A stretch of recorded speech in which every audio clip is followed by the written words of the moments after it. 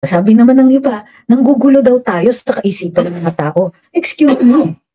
Ang panggugulo ng kaisipan, doon po nagangyari, nagbubunga ng mga bagong idea. Yun ang punto. Sabi kasi ito ni Hector Garcia doon sa TikTok, nanggugulo kasi tayo sa kaisipan ng mga Pilipino. At sino may sabing masama ang panggugulo ng isipan ng mga tao? You're supposed to ask questions. You're supposed to question everything. Anong sa tingin ninyo? Is any learning going to happen kung tanggap lang kayo ng tanggap? Di ba? At bakit natin hindi ki-questionin ng gobyerno natin? Ginagamit nila ang pera ng taong bayan, nanggagaling sa ating mga nagbabayad ng buwis. And yes, huwag kakalimutan, April 15, deadline ng pagbayad ng buwis. Bayad po kayo ng maaga. Kung kayo po ay magbabayad na maaga. Kung kayo po ay magbabayad, unless magsi-civil disobedience po kayo. Gayon to man. Diba? So, yung mga ganitong pangyayari, ay pagkakataon din para matuto ang ordinaryong mamamayan tungkol sa kanilang mga karapatan na nakasaad sa saligang batas. So, yan, sabi ni Ma'am Finay, Hector from TikTok, hindi kami nanggugulo. Tinatama ni Atty. Trix ang maling ginagawa ng gobyerno. Correct. Or pinagsasabihan natin sila. Kasi, saan ba nanggagaling ang power ng presidente? Hindi ba galing sa atin yan? Hindi ba tayo ang nagbigay ng power na yan? Hindi ba pagka sa susunod na eleksyon, pwede rin natin bawiin. So, babawian natin ng power yung mga gusto niyang iupo. Hindi na natin papayagan yung mga yan umupo. Yung mga i-endorso ng ating Pangulo, hindi na natin i-elect yung mga yan. So, yes, I'm here to answer those questions. I'm here to answer that criticism. I'm here to tell you that criticism is not wrong. Ang pagrarally, hindi yan mali. Bakit kayo nagagalit sa aming nagrarally? Ako nga, kahit panahon ni Duterte, ang daming tao nagagalit. Dahil yung mga pula nagrarally, yung mga estudyante nagrarally. Ako okay lang. Because that's part of the right eh. Andyan yan. Kahit ayaw natin yung sinasabi nila, karapatan nyo yan. Yun nga lang, manda kayo, sasagutin namin yan. And that's the entire point. Yung punto dito ng yung punto ng kalayaan magsalita at magpahayag ay para may free exchange of ideas.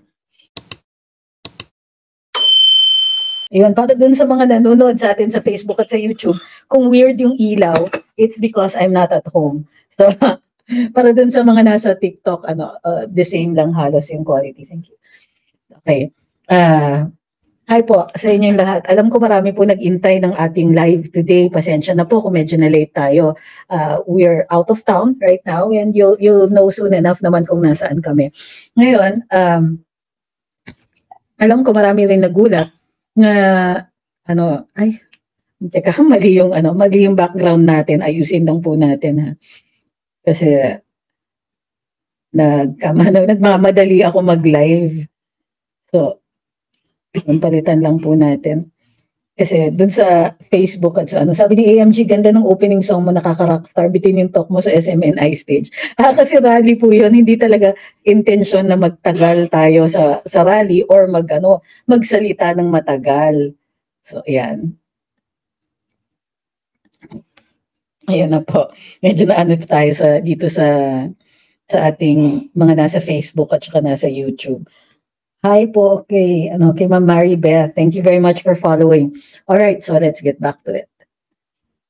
Hi dun sa kay Ma'am Delcy, kay Lynn, kay Eric, Evelyn, Pobreng Brat, Yosa Sawitan, Beatrice, Mary Jane Hyren, RD, Crank Brothers, PRD number 1, Maria Liza, Julio Trenta, Lian, President Batak, Rolls Royce, Lee Cooper, Ian, Roy, Miss Butterfly, kay Ma'am Annalyn at kay Barbie. Si Barbie kasi nagmamadali na, sabi start na raw tayo. Alright, sige, start na tayo. So magandang gabi. So nakikita nyo dun sa background, this was a picture taken while we were at the rally kagabi. Para dun sa mga nanood sa live, maraming salamat po sa inyo.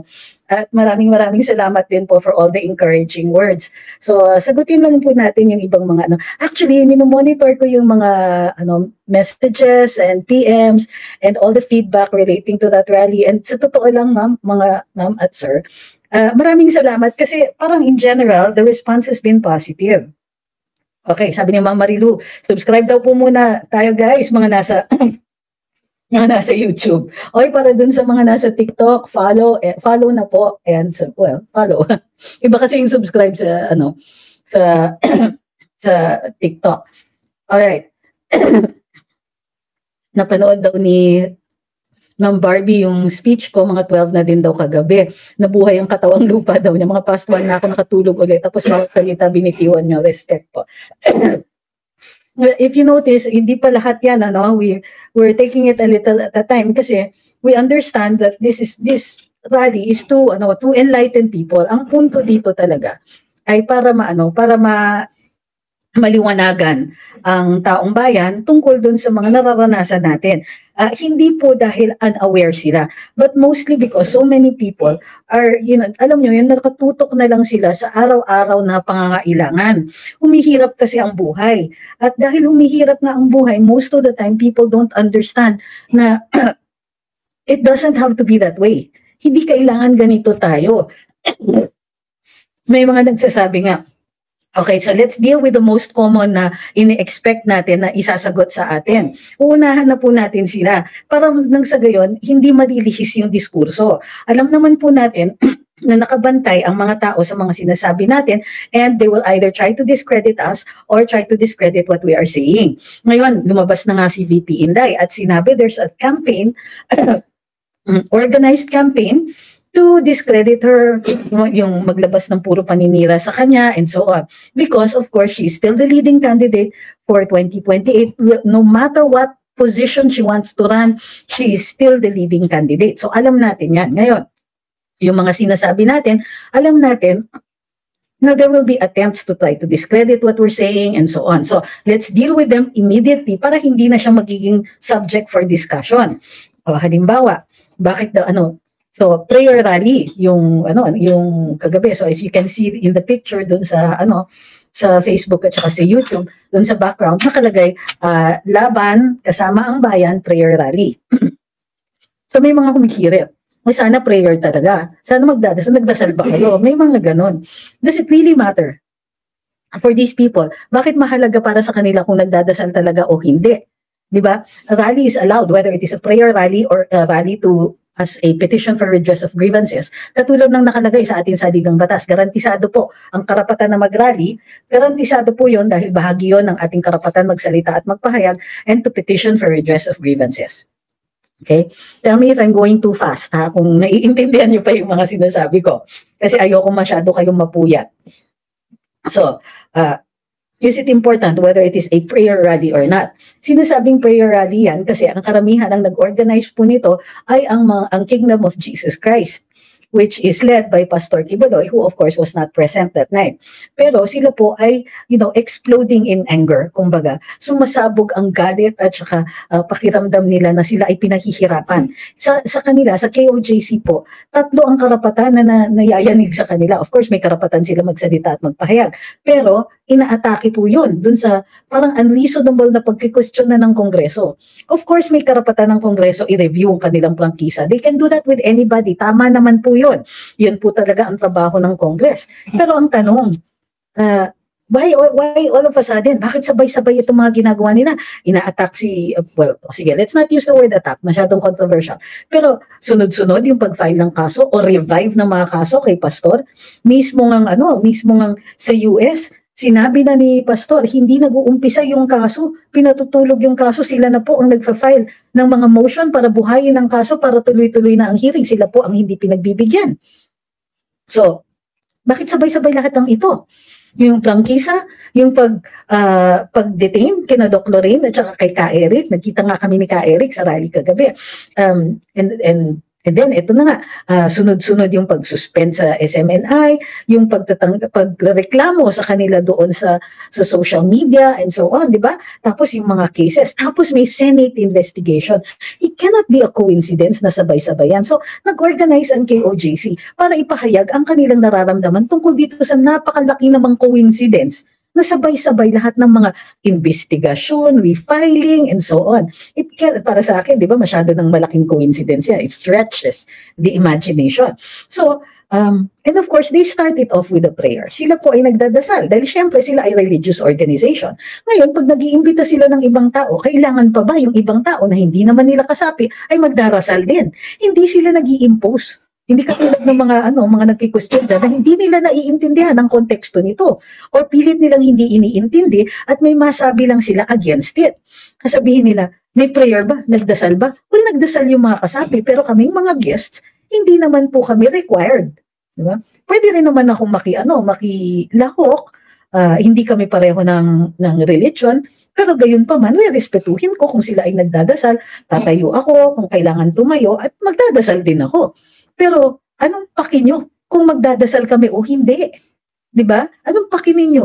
Dun sa pangalan ng rally, nakilahok ba kayo? Kayo ba ay mga kasapi? Diba? Hindi. That's none of your business.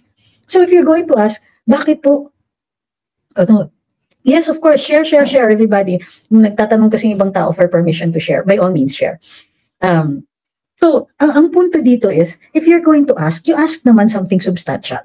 Kung ang punto ninyo is just to say something negative, then okay, alam na namin yung mga kababawan ninyo. Are you really helping? Nakakatulong ba kayo kung talaga kayo ay naniniwala sa inyong presidente? Ating presidente, sorry. Muntik ko na makalimutan. Sa ating pangulo, sa ating sa pamamalakad ng gobyerno. Eh di, engage, di ba? Say something substantial, argue. But they're not. They just want to throw all of these negative things, and do they honestly think that is going to stop us? Is that going to stop anybody? No, as a matter of fact, kahit pagka nagiging personal nga sila, mas mas nakakaantig ng damdamin. Sabi ni Sir Sunny, right, anong paki ninyo? Sabi naman ng iba, nanggugulo daw tayo sa kaisipan ng mga tao. Excuse me. Ang panggugulo ng kaisipan, doon po nagangyari, nagbubunga ng mga bagong idea.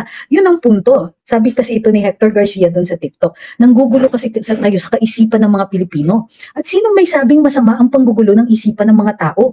You're supposed to ask questions. You're supposed to question everything. Anong sa tingin ninyo? Is any learning going to happen kung tanggap lang kayo ng tanggap? Di ba? At bakit natin hindi ki-questionin ng gobyerno natin? Ginagamit nila ang pera ng taong bayan, nanggagaling sa ating mga nagbabayad ng buwis. And yes, huwag kakalimutan, April 15, deadline ng pagbayad ng buwis. Bayad po kayo na maaga. Kung kayo po ay magbabayad na maaga. Kung kayo po ay magbabayad, unless magsi-civil disobedience po kayo. Gayon to man. Diba? So, yung mga ganitong pangyayari, ay pagkakataon din para matuto ang ordinaryong mamamayan tungkol sa kanilang mga karapatan na nakasaad sa saligang batas. So, yan, sabi ni Ma'am Finay, Hector from TikTok, hindi kami nanggugulo, tinatama ni Atty. Trix ang maling ginagawa ng gobyerno. Correct. Or pinagsasabihan natin sila. Kasi, saan ba nanggagaling ang power ng presidente? Hindi ba galing sa atin yan? Hindi ba tayo ang nagbigay ng power na yan? Hindi ba pagka sa susunod na eleksyon, pwede rin natin bawiin. So, babawian natin ng power yung mga gusto niyang iupo. Hindi na natin papayagan yung mga yan umupo. Yung mga i-endorso ng ating Pangulo, hindi na natin i-elect yung mga yan.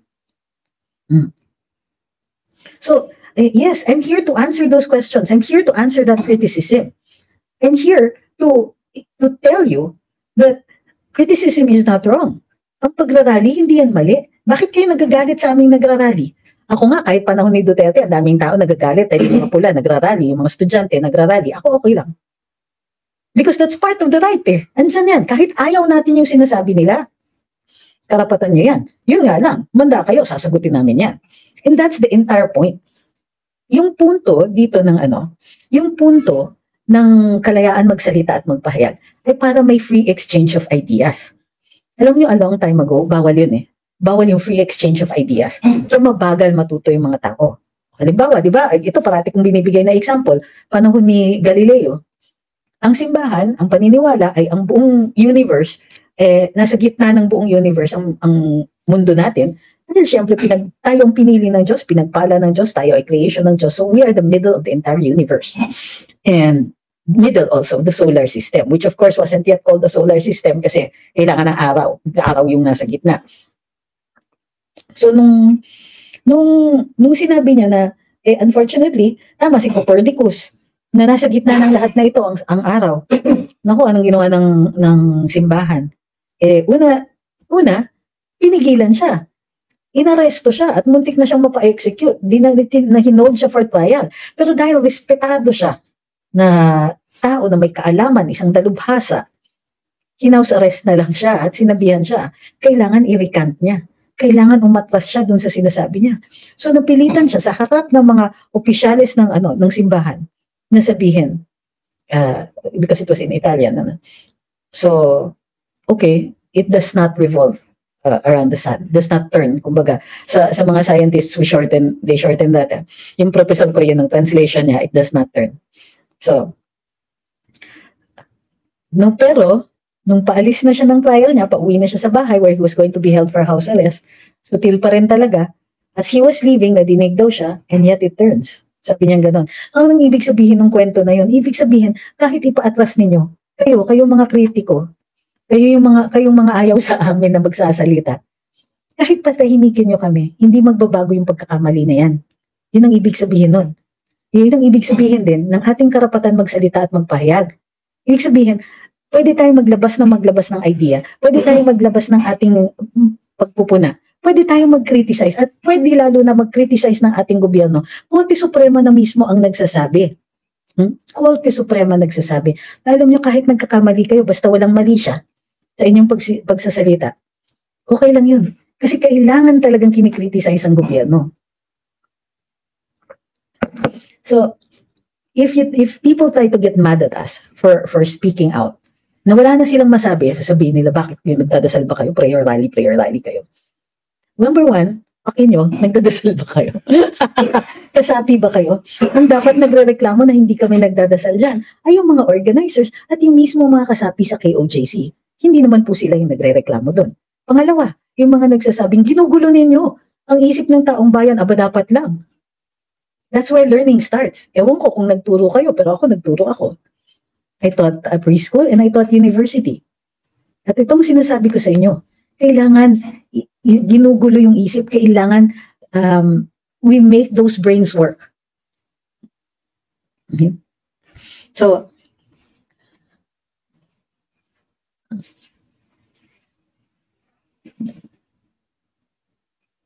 correct ko lang po yung impression, ha? Hindi po ako galit sa presidente. May nagsasabi dito, nagtatampo ba kayo kay presidente? Well, yung personal ko, actually hindi. Hindi. Because hindi ko pa kasi nakikwento kung ano nangyari. So, huwag tayong mag-aakit. There will come a time na may ikikwento ko ito. But the truth is, pareho kami ng pananaw ni Presidente Duterte, ni former President Duterte. We think that this president, he's a good man. But unfortunately, there is something wanting in his leadership. There are too many people that he gives, pinapayagan niya. May mga namimihasa dyan. May mga, di ba? May mga tao dyan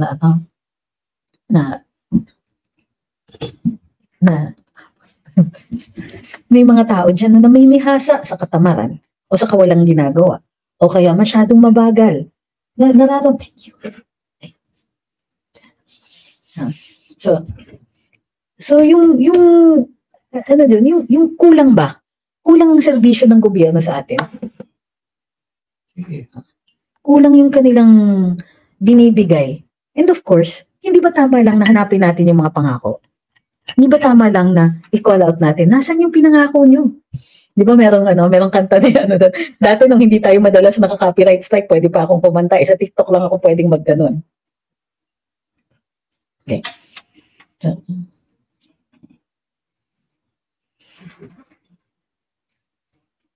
sabi ni anak, after 2 years, balik na uli kayo sa pakikibaka para sa katotohanan. 2 years pa. I continued to criticize. I just would not talk about why I left or even talk about the president. Alam niyo kung bakit? I wanted to give him a chance.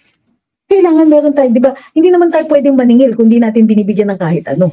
So, binigyan ko siya ng chance na nahimik ako on him personally. Wala akong obligasyon dun sa mga cabinet secretaries, although mga kaibigan ko karamihan sa kanila. So, gave him a chance, gave him so many chances.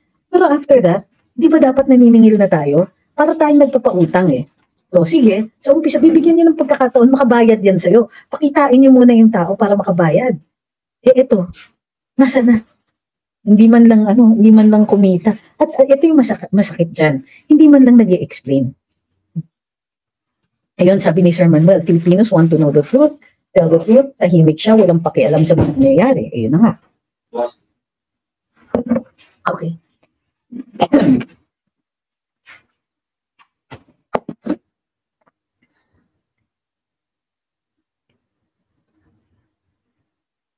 Okay. So, sabi ni Ma'am Carolina, pupunta na naman sa Germany before the campaign. Nagpunta din ba? Will it be for the same purpose? Hindi ko nga alam kung ano yung purpose dyan. And I don't really like to speculate. Yun, sabi ni, pero ito nga yung yung punto Ang pagpunta daw sa abroad ng madalas is supposedly because he makes a pitch for investors to come into the country. Pero tama po kayo. Tama po kayo sa inyong puna na kayo na mismo yung nagsabi hindi pumapasok ang foreign investment dito dahil may problema sa saligang batas. Charan! So now we go to RBH 7. Excuse me.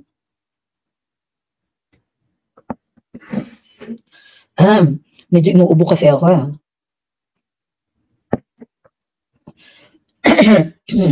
Gusto ko lang ibanggit si Sir Sani. Sabi ni Sir Sani, he may be good but he's not fit to lead because he does not walk his talk. I voted and supported him. In fact, certain friends cursed me. Ako nga May mga ka-eskwela ako at kaklase ako na hindi ako kinikibo dahil sa pagsupport ako. At huwag kayo, nung ako umupo bilang kalihim, yung iba sa kanila, sinusumpa na talaga ako. Kahit mga kamag-anak. But sige, sabi ko, I want to give him a chance. Okay, so, RBH 7, pasado na daw sa House. Ano ibig sabihin nun? Well, of course, hindi naman sila masyadong halata na nagmamadali sila. Ano yung RBH 7? Resolution of both houses number 7 na yung economic provisions daw ang babaguhin sa ating saligang batas. Ngayon, may nagpuna sa akin at ang sabi, excuse me, bakit fake news daw ako dahil sinasabi ko daw ang inaatupag ng administrasyon ay ang pagtuloy-tuloy ng kanilang termino o term extensions. May nagsasabi pa nga na hindi normal naman yun na lahat ng mga umuupo gusto nila ng kanilang term extensions. Ay, excuse me, hindi totoo yun. President Duterte said, I have 6 years and hindi na siya hindi siya nagtangka na i-extend yung kanyang termino. Hindi. After 6 years, he bowed for the last time to the Filipino people and turned it over to BBM. Naalala niyo yung turnover? Hinintay ni Presidente Duterte. Si BBM is brought in by car. They shake hands. Sinamahan muna ni Presidente, hinatid muna sa loob, and then they come out, hinatid siya ni Presidente BBM. Sumakay siya, and he went straight to the airport to go home to Davao. I think may stopover yata sa mall somewhere. So that's it.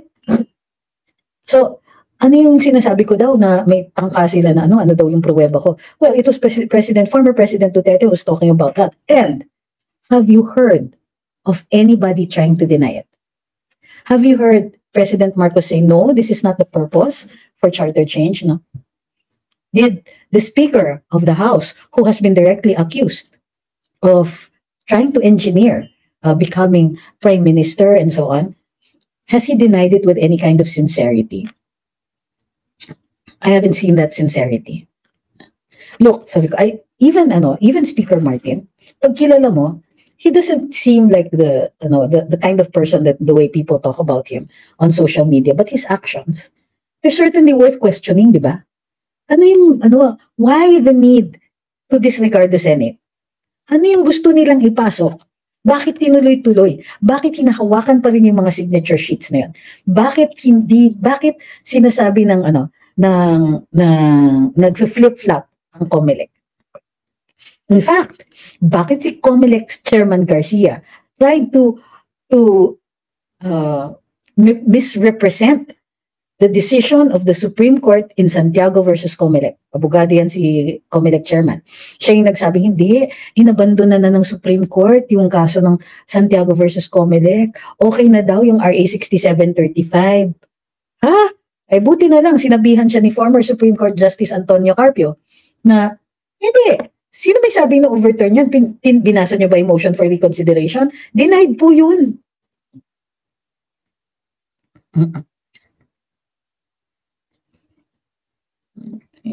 Tinitingnan ko.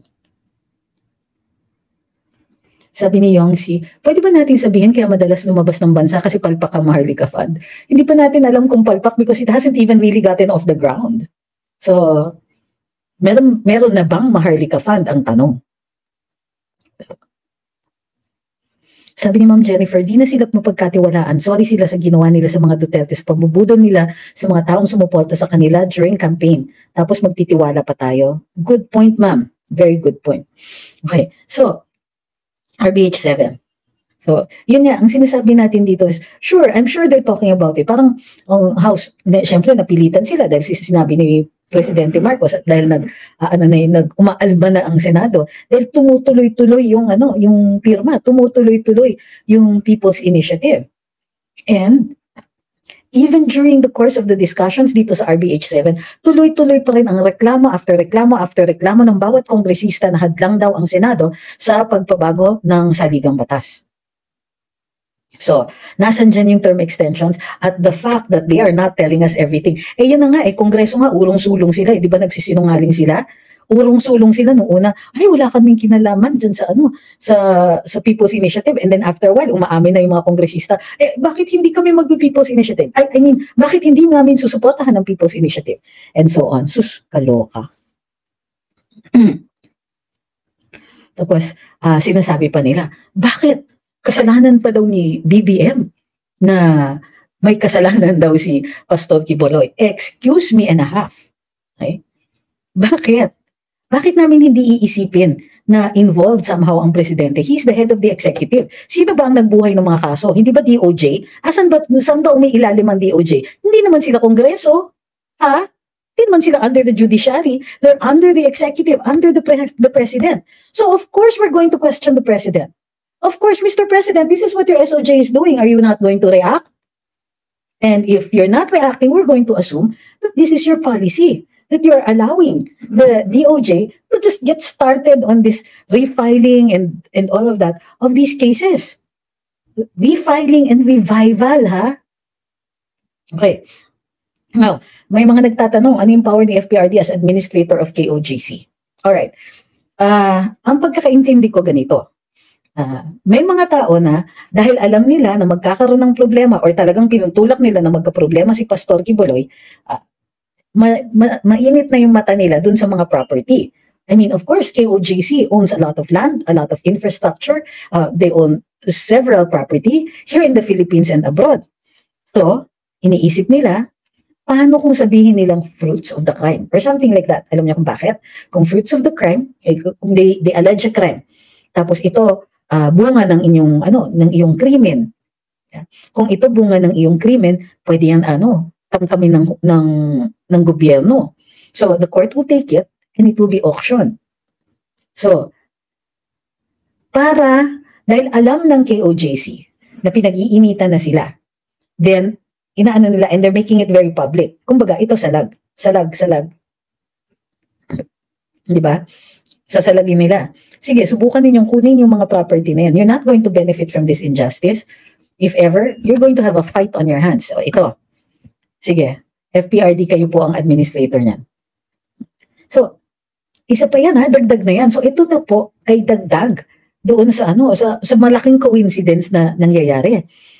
Una, biglang hinahanap na daw siya ng FBI. In spite of the fact na sila yung nagmo-motion dun sa hukuman abroad na tumuloy-tuloy na yung kaso, hindi naman tinutuloy. O pangalawa, biglang na-revive yung mga kaso. Pangatlo, nagkaroon ng Senate hearing. Tapos ngayon, pinagnanasaan na yung mga property. Tapos, meron pa yung pagtatanggal o pagsususpindi ng prangkisa ng SMNI, pag-detain sa kanilang mga hosts. Hindi na po ito coincidence. Ang dami na pong nangyayari. So, anong ibig sabihin yan? It's an oppression. It's oppression. Kaya, sinong maniniwala na hindi hihiyain at lalapastanganin ng mga karapatan ni Pastor Quiboloy pagka pumunta siya sa Senado? Sino yung magagaling na nagsasabing, defend niya sarili niya? Excuse me. The Senate is not a court. He's not there to defend himself. He's being summoned as a resource person. So, huwag niya sasabihin that he should go there to defend himself. I hope you're hearing this. He is not being summoned to defend himself. He's being summoned as a resource person. That is not a trial. That is not a court. So sabihin ninyo, natatawa naman ako dito sa mga nagsasabing, punta siya doon para para depensahan niya sarili niya. Excuse me? Any Tom, Dick, or Harry can accuse anybody else. I cannot be compelled to go to the house of my neighbor if that neighbor is accusing me of something. Why should I do that? Why should I care? If they want Pastor Quiboloy to go there as a resource person. Bakit? Ayun yung kailangan nilang marinig kay pastor mismo na hindi masasabi ng ibang mga saksi. Aba, napakalaki namang coincidence na sabay-sabay ang lahat ng ito. At ang hina-hina naman ng kanilang logic. So, paano tayo hindi makikiisa dyan? Hindi man ako kasapi ng KOJC, how can you resist not being in solidarity with them? Nakikita natin ino-oppress sila. Papabayaan ba natin yun? Because if they can do that to somebody who is as influential as Pastor Quiboloy, to an entire religion, can you imagine what they can do to individuals like us? Ako nga, wala naman akong kakampi. Pumasok ako sa Malacanang, wala akong kakampi. Kahit yung mga tao na gusto kong i-hire bilang chief of staff ko, mga kasamahan ko dun sa loob who can, in the office of the secretary. Alam niyo bang pahirapan pa yun? Ganyan sila magpalakad eh. All the appointments are political and politicized. Paano tatakbo yung burokrasya? May mga kalihim kayo, pero hindi nyo bibigyan ng tamang tulong. Lahat ng mga posisyon dyan, kailangan political, kailangan meron kayong kaibigan, kamag-anak, whatever na ilalagay dyan. O kaya tao who's willing to be cooperative with you. Oh my gosh, why? Naku, hindi ba nila naiintindihan itong mga to? O hindi ba nila naiintindihan that we can actually see right through it? Na nakikita natin kung anong pakay nila? Huwag na kasi silang magsinungaling. Sabihin na lang nila, hindi retsahan, kasi kita naman natin eh. Tapos dadagdagan lang nila yung pagsisinungaling nila. Huwag naman po ganun. Or at the very least, sana man lang ina-explain nila. O sige, kayong hilig-hilig nyo sabihin kay Pastor Quiboloy, sige, punta kayo sa Senado, explainin yung panig ninyo. Kayo kaya mag-explain kayo ng panig ninyo. Dami nang galit sa inyo eh.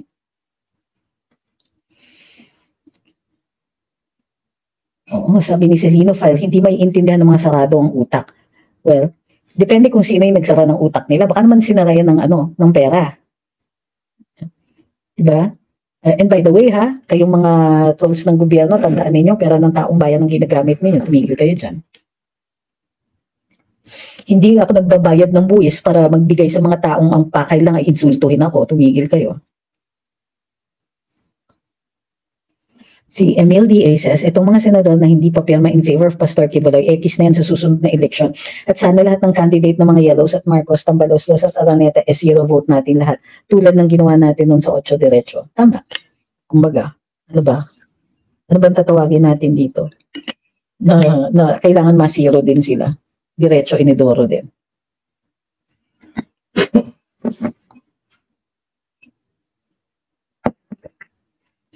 Sabi ni Ma'am Evelyn, hello po, ang saya ko nakita kita, tumatayo ang balahibo ko kahapon habang nag-speech po kayo, and God bless po.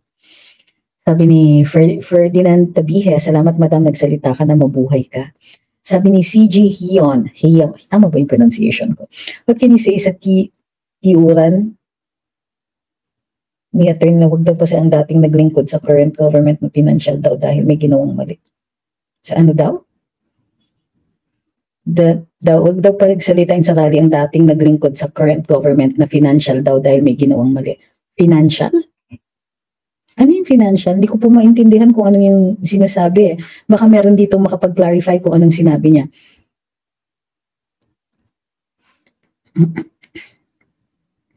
Sabi ni Lubguban, Daisy, so ano po kaya ang stand ni Senator Amy sa mga nangyayaring madam naman? Ilang beses ko nang sinasabi.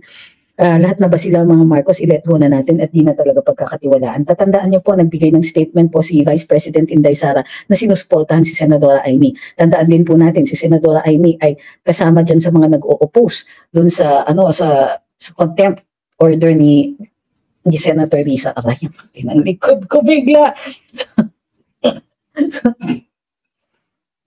Okay. And Senator Amy has been very helpful in this. Hindi ko po naiintindihan bakit galit kayo. I think we're going to have to distinguish between the Marcoses and the Romualdeses. There are Romualdeses who are not on the side of Speaker Martin. Tandaan po natin yan. Makakilala po natin yan. Yung iba, and of course, si Senadora Amy has made her stand very, very clear. So, hindi ko maintindihan kung bakit galit kayo kay Senadora Amy. The enemy of my enemy is my friend. Hindi ko naman sinasabing, sinasabing that they're pure, innocent, and lily white. I'm not saying anything like that because nobody's pure and innocent in politics. Okay? We all have to make compromises if we're in politics. Not we. They all have to make compromises in politics. Ganun talaga yun. That's why it's politics. So, and remember, gigil na gigil dyan, yung mga taong ayaw na ayaw ninyo. Gigil na gigil sila kay Senadora Amy. So para sa akin, if I stand next to Senator Amy, mas lalo ba silang magagalit? Yes? Okay. Doon ako tatayo sa tabi niya. Ganyan ako mansutil. So, ayaw nila kay Senadora Amy, doon ako.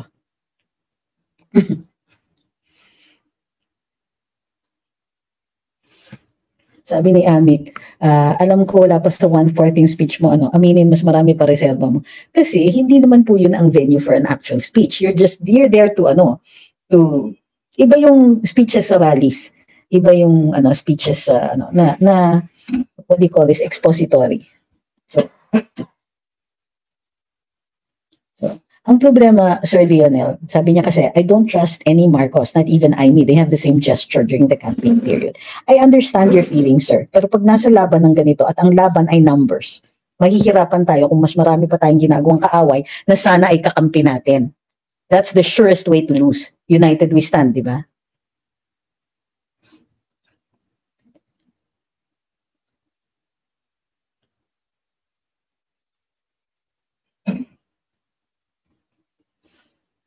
Sabi ni Eddie, siguro Attorney kung close din sa mga Duterte ang INC, baka kakasuhan din nila at bakit sa dami ng pari na Katoliko na may kriminal na gawain, so obvious naman talaga.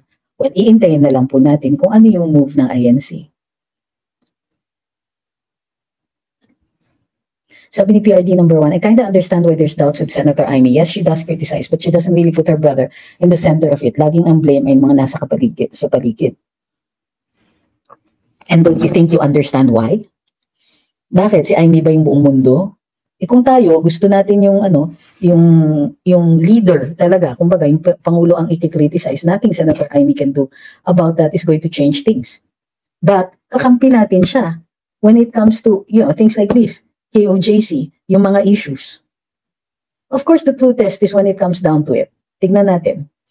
Pag hindi siya sumama, di alam na, di naman kailangan niya sumama, di ba? O, pag sumama siya, di alam din natin. But ultimately, the person she needs to have trust her, the trust she needs to gain is VP Inday and former President Duterte. So I will take my cue from them. Right now, ang nagbigay ng statement si VP Inday. So ako, nagtitiwala ako kay VP Inday. O sige, ma'am, you trust her? Okay. Sabi ni Wow. The only achievement of PBBM so far is the PAGCOR new logo. Hi, well, folks. Sabi ni Lol Kalin Ocampo, o nga po ma'am, deadman ni PBBM ang hinaing ng mga Pinoy, nakita din ang stand ni Senadora. Hi.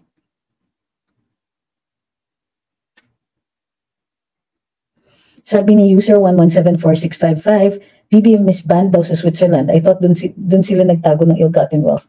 Teka, didn't he go to, ano yung pinuntahan nila na nag-skiing sila?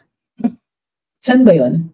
Switzerland. Di ba Switzerland yung World Economic Forum? Bakit parang dapat consistent naman yata sila.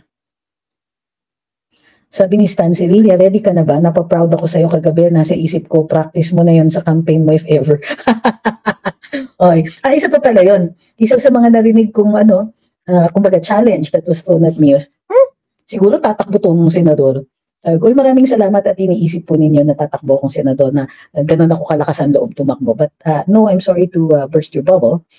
Andun ako kasi nakikibaka ako. Andun ako kasi naniniwala ako na kung di natin titindigan yung ganito kung klaseng kalaking opresyon, by the time tayo na yung tinitira, nobody's going to stand up for us. So, I was there to do that. So if those people who think that they can ascribe any other intention sa akin, mag-isip-isip po kayo at sa susunod, magpadala kayo ng pruweba. Maghanap kayo ng nagsasabi na sinusponsoran nila ako sa aking pagtakbo bilang senador. At yung iba, may alam ako na isang dating opisyal ng gobyerno ni Presidente Duterte, nang gigigil lang talaga na na mag-criticize sa akin. Kaya lang, we're on the same side. So if he does try to do something, good luck sa kanya.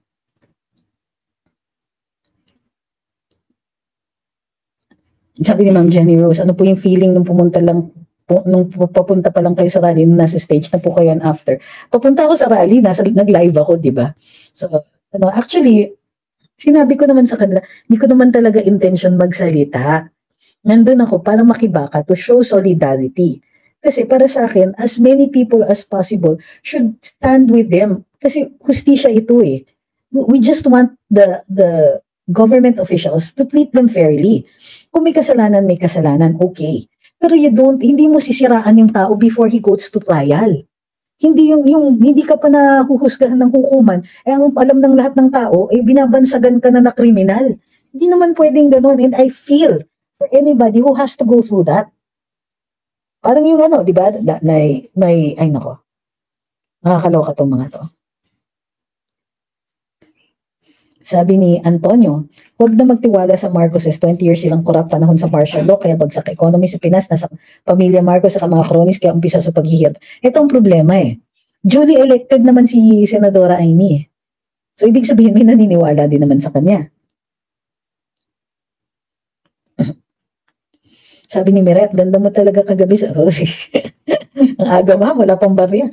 Galing mo talaga magpaliwanag. Gusto kitang maging senador. Palitan na natin yung mga kamoting mga senador. Ay, naku. So, sabi ni Ma'am Marie, natuwa po ako sa presence mo kagabi sa prayer rally. Alam ko marami kang nainis na tao sa loob ng kanya. Oh, I'm sure. I'm sure umaalarma na sila. Ayun, sabi ni Manuel Fortes, Ma'am Winnie Monsodo, formerly of NEDA, revealed the main target of Congress is term extensions, not economic provisions. Sabi ni Townsend, nawala po sila ng isang batikang abogado nung tanggalin kayo, kawalan rin po kayo sa gobyerno nung umalis. Well, at least nakapagselbisyo tayo, kahit paano. Sabi ni Well Falks, go, run for public office, we want you out there. You don't, Hindi niyo ako mamimiss. Hindi ako makakapag-live masyado, kakabisi kaya yun. Kailan ba dapat makapag-impeachment at paano po? Ubus na ka ba ng bayan sa mga buhaya? Sabi ni Rol Talin. Ang problema is ano yung basis natin. Kailangan din kasi sa impeachment para ma-file yan, kailangan kumbinsido muna lahat ang karamihan ng taong bayan. Dahil alam niyo naman, poprotektahan siya ng Kongreso at ng ilang mga miyembro ng Senado. So, let's see. Hindi pa tayo sure dyan.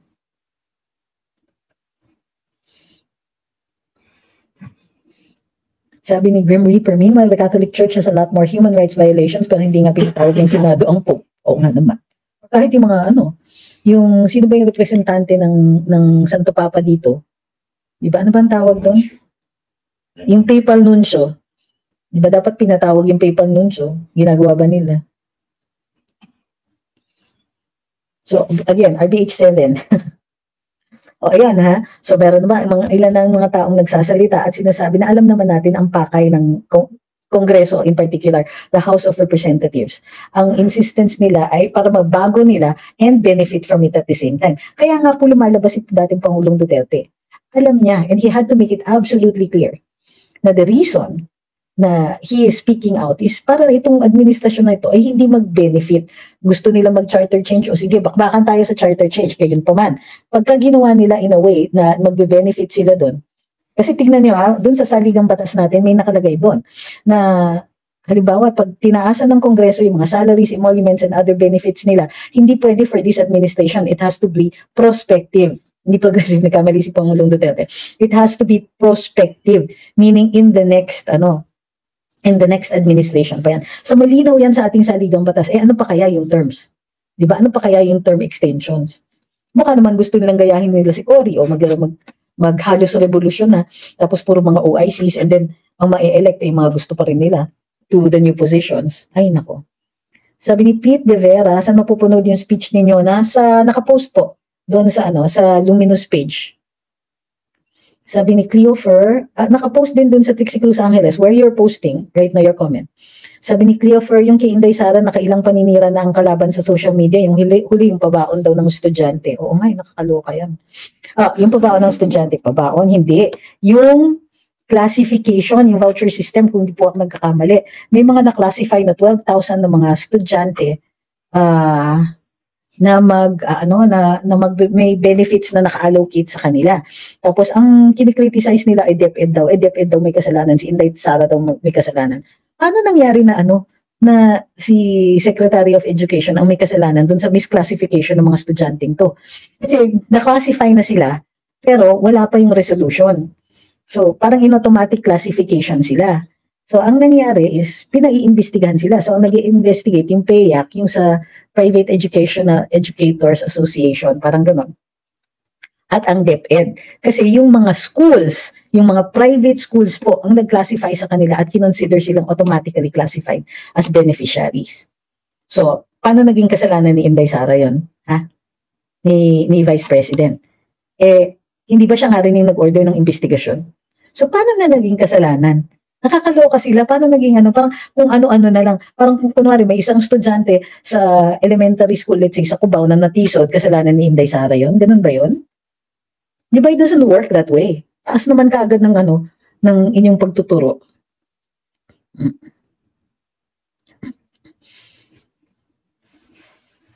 Sabi ni Naignis, basta ako, solid pa rin support ako kay Senator Amy tulad ni VP Inday. Kung si VP Sara may tiwala pa rin kay Sen Amy, sino ba naman tayo para magduda sa katapatan ni Sen Amy?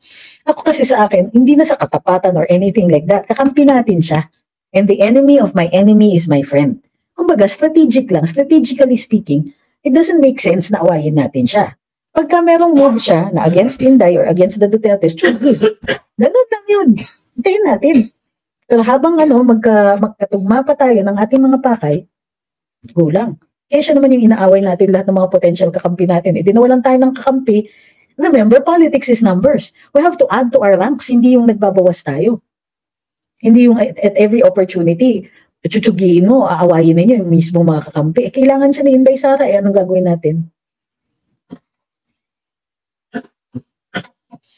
Sabi ni Papi, Daddy, mahal ka namin at nakakatuwa ang pagpunta mo sa prayer rally. Basta si Bongbong Mascot, at si FL, lamyada lang ang gusto sa buhay. Tamad kasi talaga si Bongbong Mascot. Grabe kayo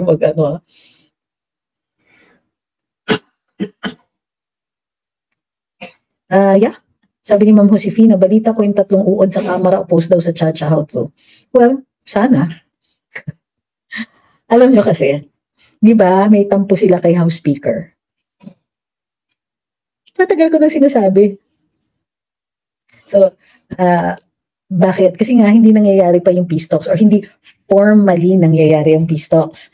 Pero, pag yan,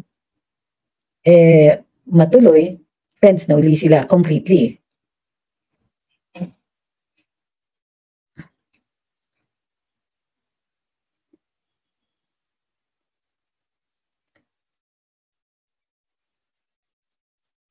Ano itong sinasabi ni Zenaida Villanueva? Yan si Trixie, napaka-polite na. Nagsabi kung si Duterte ang tatakbong magka-posisyon uli. Looks, says, think of the damage.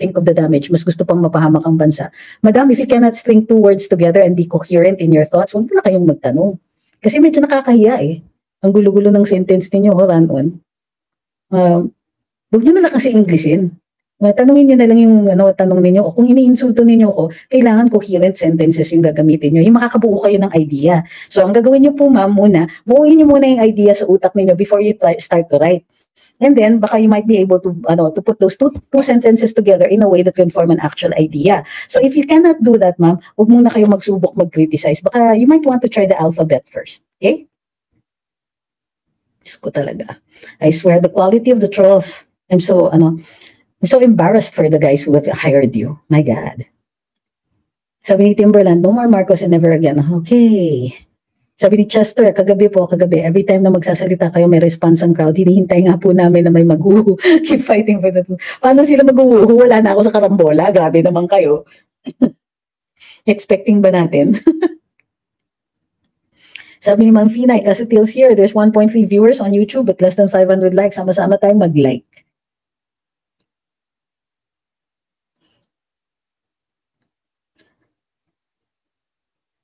Sabi ni Wellfax, patience guys, peace muna tayo, observe muna tayo, wait tayo. Sabi ni Hawo Hey. Yun pala yun, quick to ride pa naman din si Tulfo. Sabi ni Soy Parati, mas lumakas po ata mga pinklawan, sana maghalalan na uli. Lumakas? Hindi. Nagkaroon sila ng kakampi sa Malacanang. Ano ba? Lumakas. Parang, excuse me, dumami ba sila? Paano sila lalakas kung di sila dumadami? Sige nga, feeling ko kasya lahat sila sa isang L300.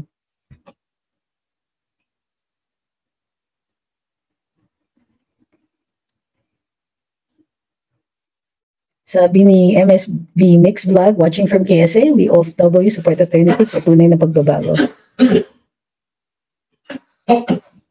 Sabi ni Israel, no to Chacha hashtag. I will include no to Chacha hashtags. No to PI, no to Chacha. Kasi term extension lang naman palang gusto nila sa RBH 7 approval. Yep. Yep.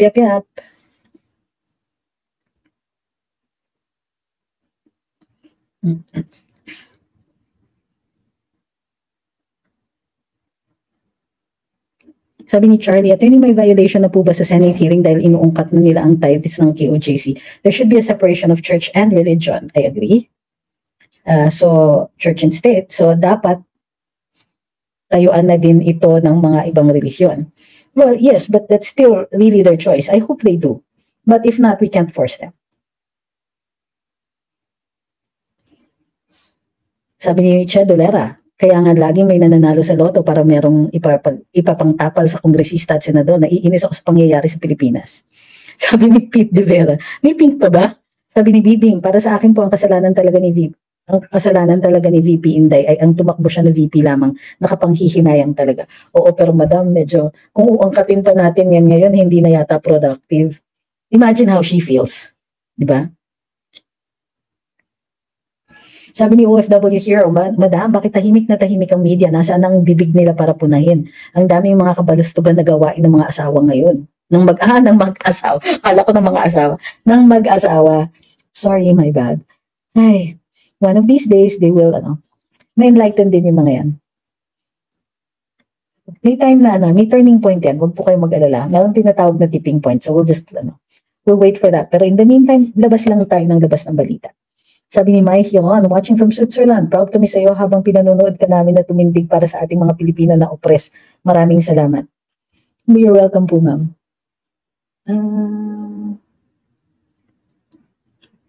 Okay.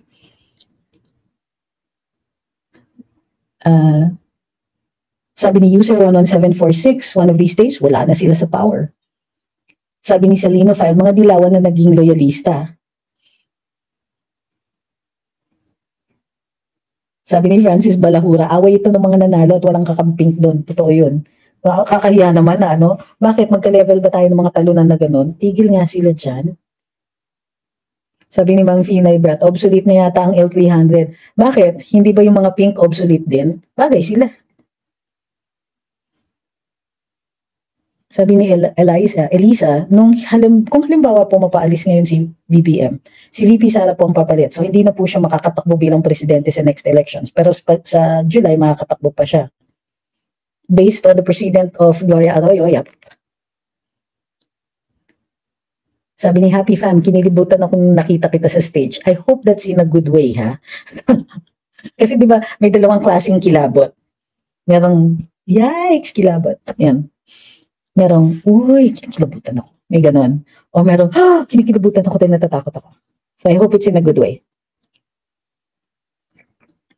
Ito sabi ni OFW Hero, kuryente, tubig, gasolina, pagkain, gamot, tumaas, tapos nakukuha pang maglibot sa ibang bansa. Kawawa talaga mga mahihirap. O totoo yun. Sasabihin nga nila Anong sasabihin nila? Alam nyo, we asked so many people to invest in the Philippines, pero the Constitution talaga. Bakit pa kayo umaalis? Sabi ni Wellfax, at least tayo nabudol lang, sila na inidoro. Good point. Thank you very much for that. I think I'm gonna steal that. Sabi ni Two Threats, Tambaloslos Group and Pinklawan Joint Forces, delikadong katayuan ng LCAC. Ay naku, matagal nang namimiligro yan.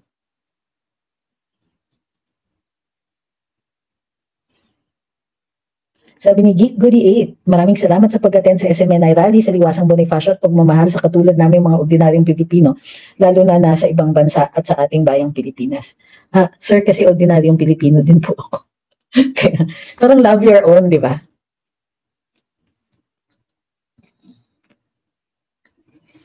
Sabi ni Jenny Rose, after the Davao Prayer Rally, Cebu Prayer Rally at itong Manila 7-day Prayer Rally, na super dinumog talaga ng mga tao, hindi pa po sila kinakabahan, konti na lang, nasa Malacanang na tayo. Well, I hope so. Or I hope matauhan sila, one way or the other, di ba? Sabi ni Ma'am Raquel, inaantay lang namin, attorney, sa tamang oras, bubuhatin namin sila paalis sa Malacanang, sa July pa daw po yun.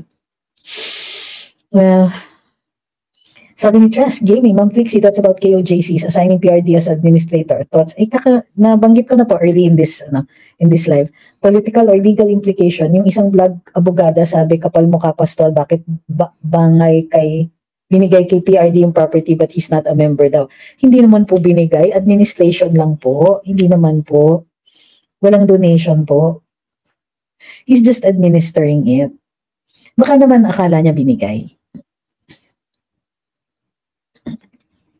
Sabi ni Ignis, tataas na naman daw po ang kuryente ayon sa news, tapos panilipad ni Kuting, dinaig pa si Tabako. Sabi ni Annual Dates, you are calm and fierce at the same time po, if that makes any sense. Actually, it makes a lot of sense. Thank you, ma'am.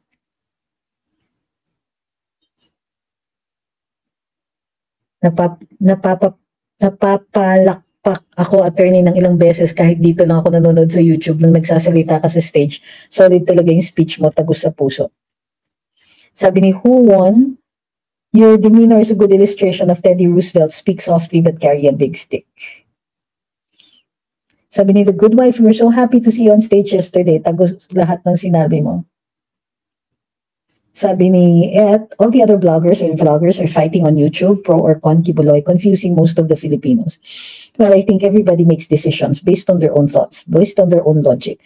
And what vloggers do is simply to provide information or misinformation sometimes in order to sway those thoughts. Ganun po talaga yan.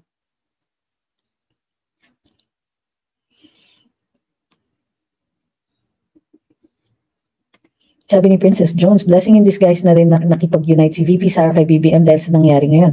Nalalaman na niya at ng mga Pilipino kung sino sa mga senador at kongresista ang for the Filipino. Sabi ni Kalyang, basta ako napaluha nung nagsasalita ka on stage. At sure ako may mga kasundaluhan din na nakikisimpatiya pero tahimik lang sila. Sana matauhan ng mga nasa Malacanang. Ako kasi ang worry ko yung yung mga mahihirap kasi hindi na nga sila makahabol to begin with dun sa yung kung kikita kayo enough lang para makakain at minsan hindi pa sapat yun. So, paano sila? Ang daming pinangako ng gobyerno, nasa na yung mga pabahay. May naririnig ba kayo na lately na yung mga homeless ay kinukupkop? Meron na ba kayong narinig lately na naiaangat yung poverty rate natin? Hindi bumabagsak nga dumadami So, kumbaga, sa hirap ng buhay, yun ang problema pagka wala silang empathy, hindi nila alam kung paano mabuhay yung katulad natin na, di ba, naglalakad. Hindi sila nahahanginan ng polusyon. Dahil nakatira sila dun sa mga lugar na na may gated communities at saka nandun sila sa loob ng Malacanang, hindi na nila nakikita yung mga tao na nasa kalye. Doon ako nasasaktan na ganong katagal natin titiisin. Yun lang poverty rate natin para sa akin, it's still scandalous, ang dami pa rin mahirap. At hindi natin nakikita. Alam mo, wala na sana akong problema sa ayuda kung nakikita ko na may pinapakain sila. Kahit yun na lang. 'Di ba yung mga mga pakain na lang.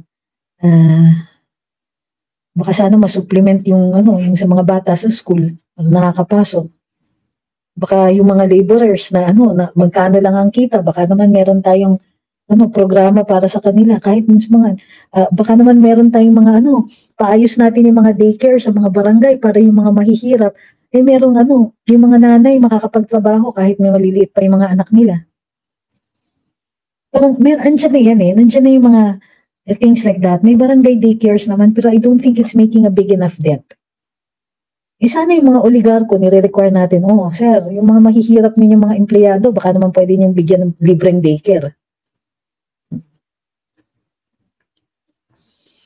Sabi ni Mommy Tapper, ma'am, anywhere in the world may mahirap po. Yes, ma'am, but China has been able to eradicate absolute poverty. Or haven't you heard? Paano yun? Because may mahirap the world over, hindi na natin sila tutulungan, hindi na tayo gagawa ng programa para makaahon sila sa kahirapan. Diba? Ganun ba yun? Alam ko, si Kristo yung nagsabi nun the poor you will always have with you. I know that. But that doesn't mean you're going to stop helping them. Saka yung konteksto na yun, andun pa si Kristo Sabi niya, sandali na lang siya nandito sa mundo. Bakit hindi pa siya kasikasuhin? Bakit pa may inis pa si Judas sa kanya? Sa babaeng gustong i-anoint yung paa niya, di ba? Konteksto po yun, ma'am. Maswerte yung paramihan sa atin. Nakakain tayo, may oras nga tayo dito makapagtsikahan dito sa social media. Not everybody is like that. And we should all be thinking of that. And in fact, kaya ako umakyat sa entablado, para may at least man lang, kung wala tayong magawa para iangat yung buhay nila. At least man lang we have to try, di ba? And at least man lang we have to save some people. We're going to have to make it our point. Make it a point. Thank you kay Makoy at saka kay Ma'am Et. We have to, anong gagawin natin? Yun lang may lalampasan kang nanlilimos. Kaya nyo yun? Ako nahirapan ako. Yung naglalakad ka, ako taga-Cubao ako Minsan maglalakad ka, doon sa kanto may manlilimos. Yung dukhang-dukha talaga. Kaya nyo bang lampasan yun? Ako, hirap ako nun. Masakit sa dibdib ko yun. Kahit paano mag-aabot ako. Kilala ako ng mga kasama ko araw-araw. Kahit paano mag-aabot ako. Hindi man tama minsan. Kasi baka sindikato daw yan. Baka kung o sige fine. Pero I cannot take that chance. Paano kung tunay na gutom? Sana, ganun sila nag-iisip. Na you only have this much time to be in power. Who are you going to help? Diba? Baka naman kahit paano itong generation ng mga estudyante, mapakain natin. Baka naman meron dyan yung mga matatanda, we can get them off the streets. Wala akong naririnig na mga efforts na ganun. Panahon ni Duterte ang dami. Yun yung namimiss ko. Yung nakikita ko na may actual effects yung mga polisiya. At yun po yun. Kaya galit din ako dito sa charter change na inuuna pa. Kaya nyo ba yun? Kaya ba nila yun na ang dami nilang pera and they have not used it to uplift even a single person? Have not saved anybody from the streets. It's awful. Sabi ni Mrs. Mommy, wala po sa agenda nilang tumulong ang mahirap maging mahirap na kahit kailan hindi nila naranasan. Totoo yun. Sabi ni Agnes, hindi mo masisi yung tatlo. Gutom na gutom din sila sa kapangyarihan, kaya ganyan. Sad but true. So muli, di ba? Ako po ay inimbita naman para pumunta dun sa prayer rally. Na hindi ako magpapakita sa mga rallies para magsalita or para makita kung gano'n. Although, minsan pupunta ako para makibaka. Hindi ako mag-e-epal-epal dun. Walang ganunan. Okay? So, hopefully, meron pang mga pagkakataon when we can show solidarity dito. Kasi, sa totoo lang, para sa akin malaking bagay yung mapakita natin sa KOJC na hindi naman sila nag-iisa. Hindi lang sila po. Nararamdaman natin yung nararamdaman nila. At kailangan tindigan natin sila. Hindi pwedeng pabayaan natin. Nakikita na nga natin ino-oppress. Nakikita na nga natin na hindi ko naman napakalaking ang coincidence yan. Sabay-sabay bigla kaso, Senate hearing, congressional hearing. Ano ba? Hindi naman siguro tayo susunga-sunga na na iisipin natin na, ay, ganun ba? Okay lang yun. So yan, muli, maraming salamat at binadtrip ko na naman na kayo for another night. Marami rin tayong binuisit kahapon sa rally. So, yun. Normally, I don't like to call out the president. Because like I said, I know him to be a good man. But I also know him to be a person who listens. Sana mapakinggan niya. Sana maisip niya na kung siya dati ay biktima, wag naman sana siyang mambibiktima. Alam naman niya yung feeling, di ba? Na inoppress. Alam naman niya yung feeling na halos lahat ng galaw nila, di nga sila masyadong makalabas ng bahay kasi kung sino-sinong masasamang magsasabi sa kanila, kulang na lang duraan sila. Huwag naman sana silang gumawa ng ganun sa ibang tao. Okay, so maraming salamat. At pasensya na, inumaga na tayo. Mamaya magla-live po ulit tayo at makikita niyo kung nasan ako. Thank you very much ulit at maraming salamat sa lahat ng nagpadala ng roses at kung anik-anik dito sa TikTok, hindi ko kayo lahat nabanggit, pasensya na po. Salamat din sa lahat ng nagpadala super chat sticker dito sa YouTube at saka sa stars sa Facebook. Maraming salamat po sa inyo. At saka dyan sa mga nagbabardagol sa ating mga trolls, maraming salamat din po sa inyo. Minsan pag binabalikan ko, tawang-tawa ako, mukha akong siyang nagtatatawa mag-isa sa kwarto dahil binabasa ko yung mga comments ninyo. So maraming salamat. Wala po dito si Harry, nasa bahay po siya. Pero thank you for all the good wishes for Harry, for Serb, for Belly, for Suki, for Yoshi, for Marty, and Beanie. Yes, of course, nakita niyo na ba si Beanie? Hindi niya pa yata nakikita si Beanie. Okay. Yes, wala yung mga pets ngayon, walang tumatahol. So, namimiss ko na rin. Maraming salamat. Keep safe everybody. Please take care of your health. Kailangan pa po kayo ng bayan.